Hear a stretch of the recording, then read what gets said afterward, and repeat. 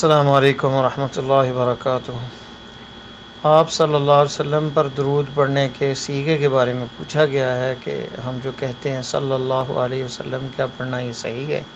جہاں آپ کا نام اسم گرامی آئے، محمد آئے، تو حکم ہے کہ جہاں بھی آپ کا ذکر ہو تو آپ پہ درود پڑھا جائے کہ ایک دفعہ درود پڑھنے سے اللہ تعالیٰ 10 رحمتیں نازل فرماتے ہیں۔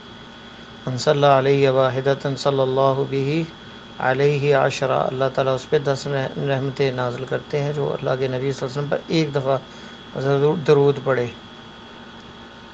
تو درود پڑھنے کی یہ فضیلت ہے، اور آپ نے فرمایا بخیل علی من ذکرت عندہ، وہ بخیل آدمی ہے جس کے پاس میرا نام ذکر ہو اور وہ مجھ پہ درود نہ پڑھے۔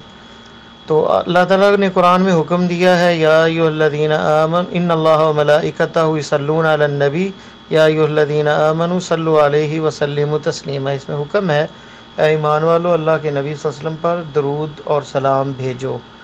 تو اس کے سیغے جو ہیں جو احادیث میں ملتے ہیں وہ نماز میں آپ نے جو بتایا، جو ہم نماز میں درود ابراہیمی پڑھتے ہیں، اس کے علاوہ بھی 2-3 سیغے وارد ہیں جو لمبے ہیں ذرا، لیکن مختصر جب محدثین احادیث پڑھتے ہیں یا کہیں کوئی خطبہ ہو رہا ہو تو مختصر یعنی جو کہا جاتا ہے وہ صلی اللہ علیہ وسلم، اللہ پر سلامتی اور رحمتیں بھیجے، یہ مختصر ہے۔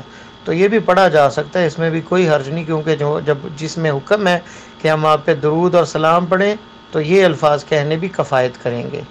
لیکن اکمل اور زیادہ جو مکمل اور زیادہ ثواب والے وہ یقیناً درود ابراہیمی ہے، اس لیے نماز کے اندر جو آپ نے ہمیں سکھایا وہ درود ابراہیم ہے، وہ صیغہ ہے اللہم صلی علی محمد وعلی آل محمد کما صلیت علی ابراہیم وعلی آل ابراہیم انک حمید مجید، اللہم بارک علی محمد وعلی آل محمد کما بارکت علی ابراہیم وعلی آل ابراہیم انک حمید مجید۔